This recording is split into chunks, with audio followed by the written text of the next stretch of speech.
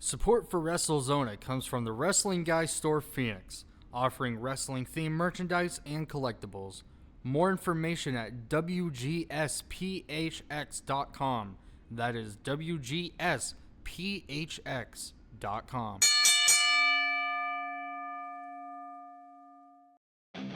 Hope you're having an amazing one, Wrestlezona family, and welcome back whenever you happen to be tuning in. My name is Lance Reese, your definitive host for the hour. I've been a fan of professional wrestling since I was about 6 years old, begging my parents to buy me action figures ever since I saw videos of Jeff Hardy's Swanton bombing on YouTube. We've got another fun episode for you today as we here on episode 20 of Wrestlezona on 88.7 The Pulse. We'll cover what's happening in WWE, All Elite Wrestling, TNA, the Indies, and even wrestling here local in the Valley. Stay tuned to hear exciting wrestling themes. We also have some exciting segments coming up in our hour, such as our 10 Bell history. We also have an exclusive interview with the reigning PCW AZ Heavyweight Champion, Kevin Koa. I want to start off today's show talking a bit about TNA, Total Nonstop Action. I had the privilege of attending Against All Odds on the 7th at the Mullet Arena. Big thank you to TNA for having Wrestlezona in the house for your Against All Odds pay-per-view. I did get to attend the meet and greet and meet Jeff Hardy, who is my wrestling hero, my icon, my legend. I got to give him a hug. It was amazing. To kick off the show, we saw TNA International Champion Steve Maclin defend his title and retain against Mance Warner. Next up to get the crowd wild was Leon Slater, the Hardys, and the mystery opponent, defeating the System of X Division champion Moose, Eddie Edwards, Brian Myers, and JDC. And you might be wondering who this mystery opponent was. Well, of course, it was the Hometown Man, who everyone knows. Everyone knows the Hometown Man. Next up on the card, Mustafa Ali put up a clinic with Jason Hotch in a winning effort. Next up was the First Class Penthouse segment with Mike Santana being invited out by AJ Francis and KZ Navarro to brag about costing Santana the TNA World Championship against Trick Williams, who would later defend his title against Elijah that night. After that, Masha Slamovich retained the Knockouts World Championship in a winning effort. Joe Hendry versus Frankie Kazarian, with Frankie Kazarian picking up an upsetting win against Joe Hendry. In a feel-good moment, Santino Marella defeated Robert Stone to claim back his rightful ownership of TNA Head of Authority. Special guest Matt Cardona was heavily involved in this match. TNA World Tag Team Champions the Nemeths, Nick and Ryan Nemeth, defeating the Rascals of Zachary Wentz and Trey Miguel to retain the TNA World Tag Team Championships. Trick Williams continues his reign of Trick NA, defeating Elijah to retain the TNA World Championship. And I gotta be honest, guys, I was in line to meet Jeff Hardy during this match. Shifting gears to the WWE, Bill Goldberg has returned, and it seems that he will be having his retirement match against World Heavyweight Champion Gunther in the main event of Saturday night's main event. Another thing I haven't had to talk about yet is the Money in the Bank and Worlds Collide pay-per-views that coincided with each other in LA. And let's be honest, I'm here to talk about Mr. Iguana. Everyone wants to talk about Mr. Iguana. I want to talk about Mr. Iguana. Mr. Iguana has stolen my heart, him and La Yesca.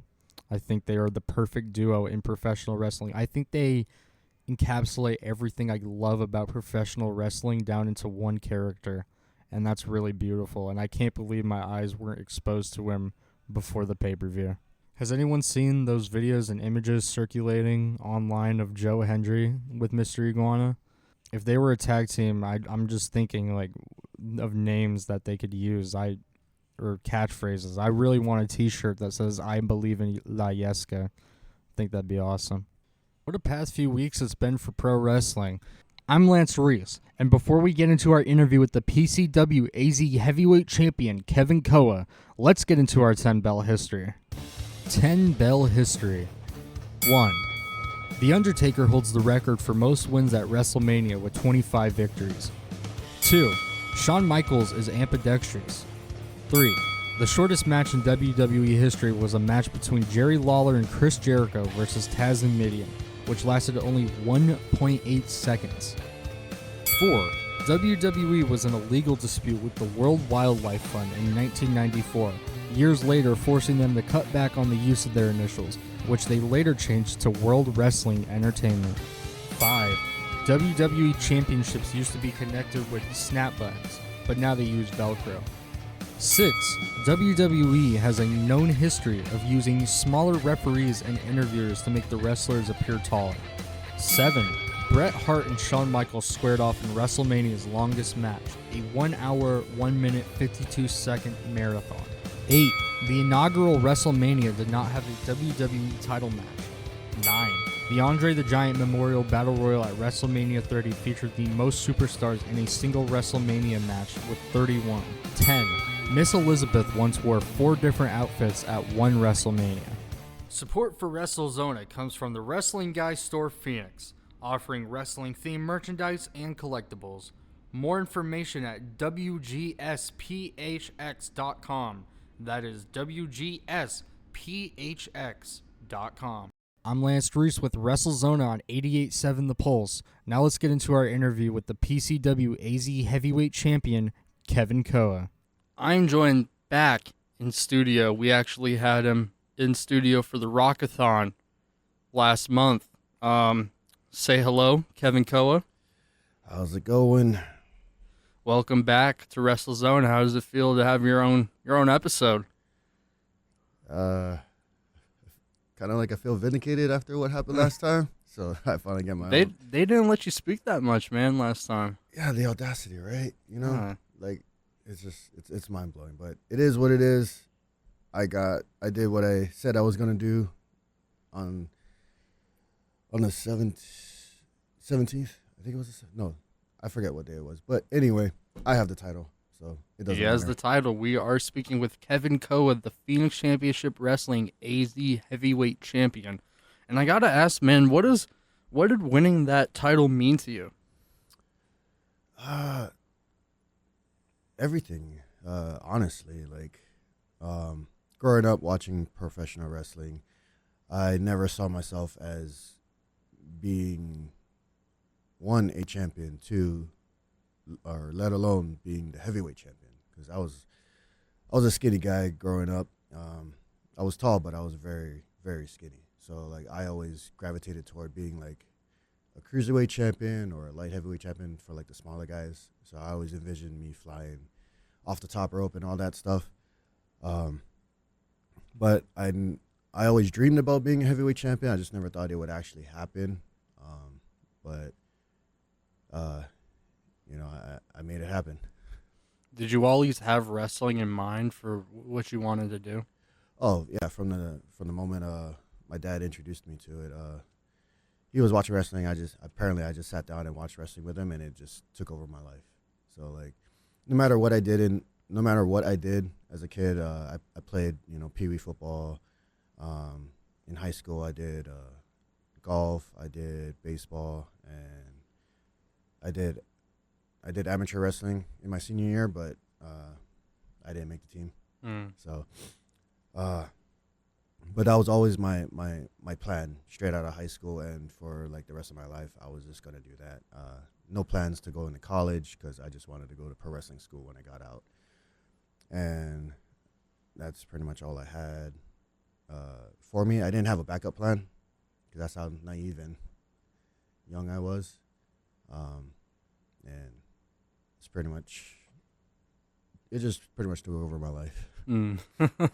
Yeah, I hear that quite often with not just all the wrestlers I interview, but some of the PCWAZ guys I interview, they just happen to be watching wrestling with their dad one day, and now it's consumed their entire life.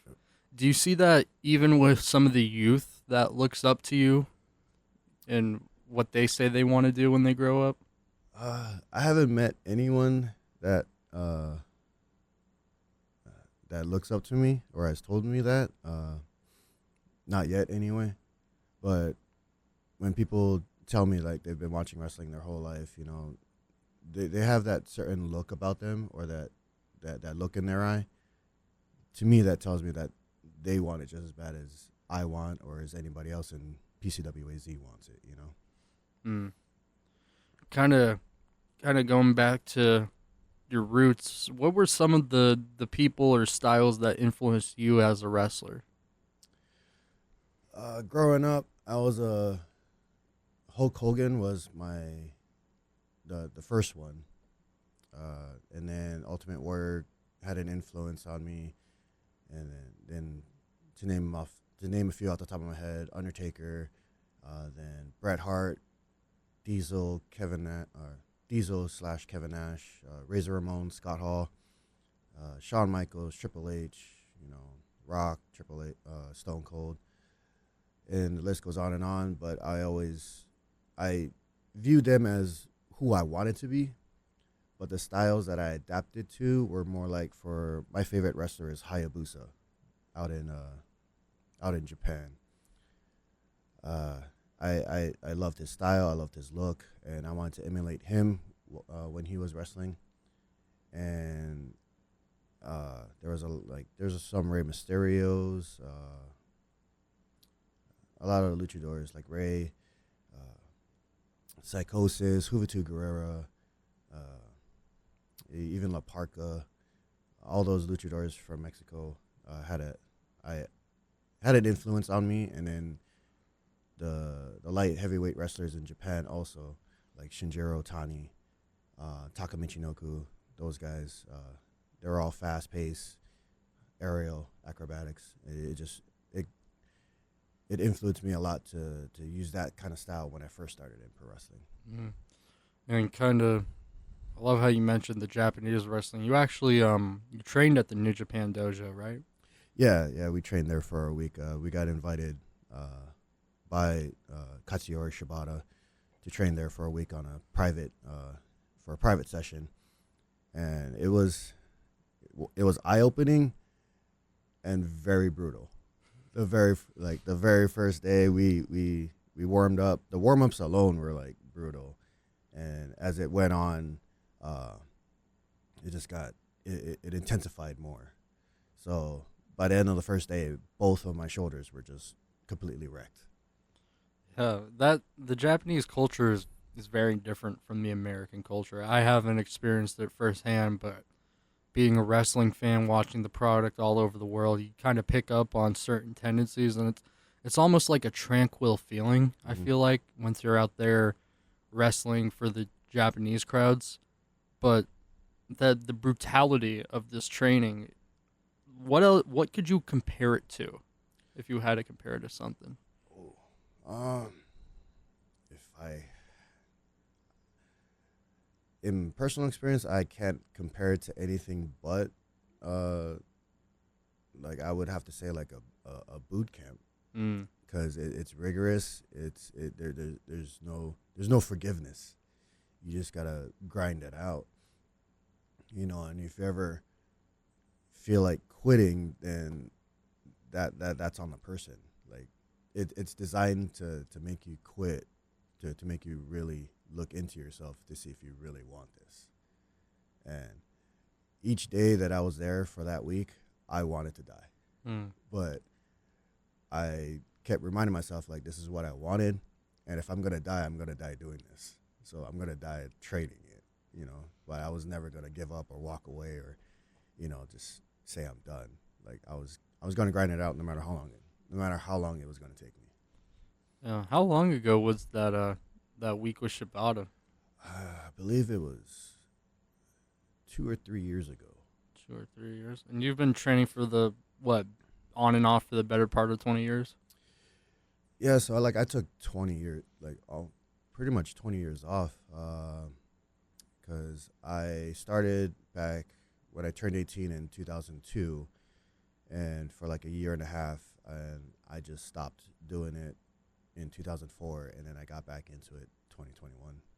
So It's not a lot of people can say they've done that. I feel like. yeah, it was like I loved it back home in Hawaii. Trained for a year and a half. I wrestled at the Island Extreme Wrestling Federation, if you want to look that up. I was ground zero under a mask, and then I later became Mr. Total Fitness under the Hawaiian Championship Wrestling promotion. And I moved out here and thinking that I could continue my wrestling career, and to me, it didn't feel the same. I didn't have that fire anymore, like how I did back at home. And so, like, being young and naive, I literally thought I had done everything I could in pro wrestling, and I just walked away. And it took me a while to get back to it. Comparing some of the qualities and quantities of these locker room leaders, how would you say the locker room leaders for Hawaiian Championship Wrestling were compared to some of the leaders you see now, like at PCW AZ? I don't really remember much about back home, the promotions back home. I remember the camaraderie we had and how much fun it was, and like a family atmosphere in the locker room. It's the same here. It's more so like here I recognize our locker room leaders, and like we keep everyone in check and all that stuff. And back at home, I just remember being chill, laid back, just having fun, and family environment. We had like maybe one or two people that would keep everyone in check, but it was mainly the promoter backstage keeping everyone in check. But here we have our locker room leaders. We have people that we go to for advice or ideas, and it's very prominent to see who our leaders are here in our locker room. Yeah, it's an interesting market. I mean, wrestling, no off season, it's everywhere. But even though it was 20-something years ago, do you see the wrestling market is kind of saturated back home compared to here? No, I think it's saturated over here more than it is home, because back at home there's only one wrestling promotion, and at that time I was wrestling there was two. So even with two back at home, it felt crowded because must be crazy over here. Yeah, so like because Hawaii is relatively small compared to like population and size, having two back at home when I was wrestling felt there was a lot because our talent pool was so small. So it literally divided everyone in half.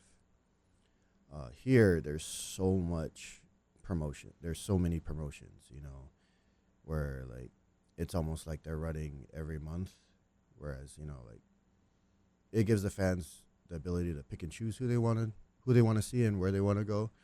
That's why we as PCWAZ separate ourselves from everyone else, because we put on a show like no one else. Rightfully so, yeah. Talking a bit about PCWAZ, how did GFY come about? So, I am a huge Killer Cross fan, and it was just it was a shirt. The idea came from a shirt that Killer Cross has, and it said GFY World Order, and it lists all his gimmicks on there, and I was just fascinated by the GFY, because for any adult, you know what that is. you know what the acronym is. So I just thought it was a pretty cool idea. It was fun. It was entertaining. So I was like, I have the shirt. And when I got paired with Stanley Logan and Kirby Jr., I just thought, let's just call ourselves GFY. It's unique. It's not like there wasn't any thought process to it. It was just like, it's just how we feel. And it's kind of like the NWO. It's just letters, and it's just a feeling, an attitude, really, that we just ran with it, and it kind of just stuck. I like how you mentioned the NWO, and you mentioned Kevin Nash and Scott Hall earlier. What about those types of characters in wrestling and factions really invokes emotion out of the crowd that you yourself try to look after in your own right. I mean, Kevin Nash and Scott Hall were just so cool. That's why I gravitated toward them. I They mean, were cool. like Kevin Nash, like any Kevin that has or is in pro wrestling, I immediately look I immediately look at them. Like whether it's Kevin Steen, Kevin Owens, Kevin Nash, Kevin Sullivan, Kevin Von Erich, even Kevin Thorne. If you want to dig deep for a deep cut, like I've always gravitated to any Kevin in pro wrestling and see their style, see what they do, their demeanor. So like Kevin Nash was like a given when he was Diesel. I've always like his aura, and then him pairing with Scott Hall. It was just a dynamic that like I wanted to emulate, just to be so just so cool in doing what they do, and just like how can you hate them almost. Yeah. With the we mentioned your training in Japan. Is that a place you'd like to revisit and kind of get to work more in? uh I've never been to Japan, so You went to the LA dojo. the LA dojo. Yeah. Got it. So just to clarify for anyone that's listening, but yeah, so we went to the LA dojo for the New Japan week. But my goal in pro wrestling is to wrestle in Japan, whether it's for New Japan, Noah, any promotion in Japan. I want to wrestle in Japan. That is a career goal and a life goal for me. And second, personally, I just like to visit Japan. Like I've always been fascinated by Japan. It's part of my heritage on my mom's side. So I've always wanted to go. I plan to go, and it's like one of my life goals to like visit there, and just enjoy the culture, the food, the lifestyle, just everything, the sights and sounds. Just to be a tourist. But I would eventually, in my career, pro wrestling career, I would like to wrestle in Japan. Do you have any dream opponents? Oh, in general. There is a whole list. There's a long list, and it keeps growing. So there's one, like currently right now, I would like to have a wrestling match with Brody King.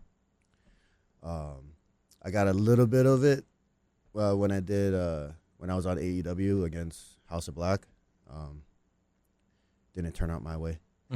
But I got my moment in. But yeah, I would like to wrestle Brody King, Killer Cross,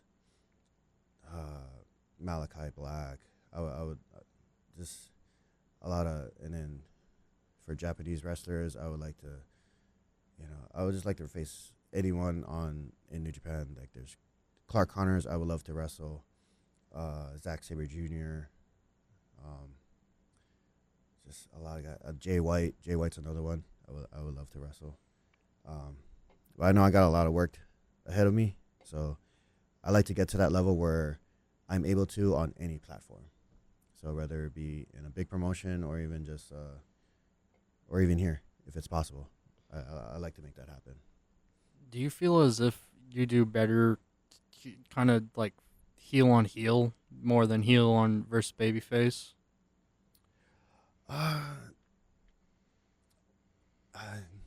I like to say it's easier when it's heel on babyface, but like it's all this. I still have a lot of work, because I get in this mindset that like I do everything. I have this idea that I of what I want to do, and when it comes down to it, I end up doing the same thing I always do. So like I always want to be angry, mean, and all that stuff. And sometimes it doesn't get across, and sometimes it's hard for the fans to correlate with that or to get behind that. So there's always stuff that I can do better. But I can't remember the last time I ever faced like another bad guy in the same match. So I might have to get back to you on that one. Okay. That'll be for another interview when you win another championship. Hopefully. So you're one of the few people who've been able to not only wrestle all their trainers, but pretty much beat most of them, or all of them. How does that make you feel as a competitor? Feels very rewarding. Because when I first started training, that was like one of the things I wanted to do, like just to be able to wrestle my trainers. I mean, not just at training, but like at a show. So, after my debut match, my second match was against Hammerstone, and when I was told I was facing Hammerstone, my stomach dropped, my heart dropped, everything just like, wait, what? Like I'm about to face Hammerstone. Like I told my girlfriend, like, I'm facing Hammerstone, and she's like, well, how do you feel? Like, I am a nervous wreck. Like, in my second match, I'm facing Hammerstone. Match went well. He gave me a lot of positive feedback. Told me things I needed to work on. But it was like emotional for me because for a long time I was just a fan, sitting front row watching Hammerstone wrestle. I bought his merch. Supported him, been a fan of him, and to be in the ring with him in my second match. But it was real emotional. Not to say that my first experience in the ring wasn't emotional, but it was just as emotional. And then that led to me facing Gabriel Gallo in a street fight, which is a lot of fun because he's the king of no rules, and I beat him at his own game. So, and then that led to facing Don Vitale, and I joke about how I saved the most brutal one for last in Graves. So I learned a lot from every one of them, but I learned a lot from Gallo and Graves. Them two specifically had a lot of influence on my style and how I wrestle. So Gallo has been to Japan. He understood how much of a mark I was for Japanese wrestling, so he was able to help me pretty much perfect my style. And Graves helped me make it all make sense. Just put it all together and just be who I am in the ring, and so that the fans can understand and they can either get behind me or hate the hell out of me. Yeah. And you mentioned it there. You faced some pretty physical opponents, but I gotta ask, between Graves and Hammerstone, who's tougher? I mean, they're all tough in their own right, but between Hammer and Graves, they're Hammer's just so strong, and so is Graves. Yeah. Those are some big dudes. Yeah, they are. When you don't see, you can see how visually strong they are, but then once you realize how really strong they are in the ring, it's mind blowing. Like, to be able to, like, I know I'm not heavy as they are, but like the way they just pick me up with ease, it's just like, wow. Yeah. It's a fun ride. But they're both equally strong. They're mentally strong too. You got to be mentally strong. Yeah. Would you say this business, it's tougher to stay physically put together or mentally put together? It's both, honestly. So the physical part is just, making sure you're going to the gym. If every day if possible. Excuse me. You know, just you gotta stay strong, and you gotta be able to stand the rigors of training and traveling. You know, and you know, getting through these matches. Whereas the mental side of it is just being able to get up and mentally put yourself through all of this. You know, because then the bumps, the traveling, the diet, the going to the gym, you know, you can do that consistently for a while. And then there's going to be that one day where you're just mentally burnt out.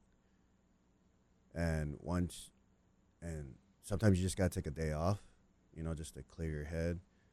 But if you let it settle in and take control, it spirals. So you got to be mentally tough to break through that, you know, and just keep grinding. So it's going to be tough all around, because like how you said, pro wrestling is year round. There's no off season. It's every day, every weekend, whether you're training or you're doing shows. It's a 24/7 like lifestyle. Is it for everyone? Like how Don Vitale said, it's for everyone to enjoy, but not for everyone to do. It takes a very, very special person. You got to be mentally tough, physically tough, and not just like I'm tough, I'm a strong dude and whatnot. But like you gotta be able to withstand the punishment that pro wrestling is gonna dish out, because pro wrestling doesn't owe us anything. It doesn't owe the wrestlers anything. It provides a platform for us to entertain people, but it doesn't owe us anything. So like, we could put in all the work and all that, and, you know, and just be grateful that the fans appreciate us, come to see us. But at the end of the day, like when we're done, pro wrestling doesn't owe us anything. Now that you have successfully decrowned John Wolfgang for the PCWAZ Heavyweight Championship, what is next? Who's next for Kevin Koa? Honestly, it doesn't matter, because now that I have the title, everyone's gonna. I know everyone's gonna come for me. There's a lot of people that I've put down. There's a lot of people that they say that I stepped over to get to Jonathan. But it doesn't matter who steps up. They can all step up. I have the title. They want it. They're not going to have it, because I'm going to keep it forever, for however long I decide to. You know, no one's going to beat me for it. I'm going to keep it for as long as I want. Well said. I'm going to segue us into the final question. As we wrap up this episode of Wrestlezona on 88.7 The Pulse, I am Lance Reese, and I have been joined in studio with the killer Kevin Koa. And Kevin Koa, I have one last question for you. If anyone was to look back at a Kevin Koa moment or match, what match should they look to get a good understanding of you? Let's see. I mean, I would have to say the very first PCWAZ event back from COVID. So it would be the rebirth at the Revelry, because honestly, that's where it all started. There's a whole backstory that I've told during the Rockathon, and at Rebirth of the Revelry, that's where it all came to a head. Everything boiled over, and that's what kickstarted this whole thing for me. So training, I did everything my trainers told me to do. Like I said, like I was the first one there and the last one to leave. The only reason why John was the last one to leave because he had the key to the place. If I had a key to the place, I'd kick him out. So, yeah, I was first one there, last one to leave. I did everything my trainers did, told me to do. Worked hard in the ring, worked hard outside the ring. And then the news broke that we were going to have the first show. We were going to have a Young Sons Battle Royal. And I worked hard to get into that Battle Royal. And I wasn't chosen. And when I found out what I was actually doing, it made me sick that I would have to do parking lot duty while everyone else who didn't work as hard as I did got to be part of the show. And so I did what I did. You know, I blasted everyone. I blasted everyone that was in the ring, you know, and hijacked the show or hijacked the Battle Royal. Broke the trophy over Freddie Cordova's back, which is funny because now he's part of my faction. So, you know, it comes full circle. I kind of got into Freddie's head and made him realize like what he was doing wasn't right. Like it's not working for him. So I made him see it my way, and he finally agreed to join me. And then that just kickstarted everything from there. And so like this whole I take everything. That's just it's a mindset. It's an attitude. Like I am gonna take everything. Like everything you give. Like you can give me everything, but I'm just gonna take it regardless. Like yeah, I'm gonna take this mindset. I'm gonna take your teachings, your hard work pays off attitude. I'm gonna flip it on its head.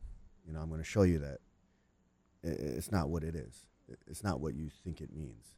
Like when I take everything, I'm gonna make your life miserable, and I'm gonna enjoy doing it. So, Well, you heard it here first, folks. Kevin Koa, first to the building, last to leave the building. I got to thank you for coming on Wrestlezona. I appreciate your time. thanks for having me. Well, that wraps up episode 20 of Wrestlezona on 88.7 The Pulse. I can't believe we have made it 20 episodes into this amazing show with all of you amazing fans listening, wherever you happen to be listening. Make sure to stay tuned to Wrestlezona on 88.7 The Pulse next week to hear episode 21 of the show for 20 more and 20 more to go. I'm Lance Reese, and until next time.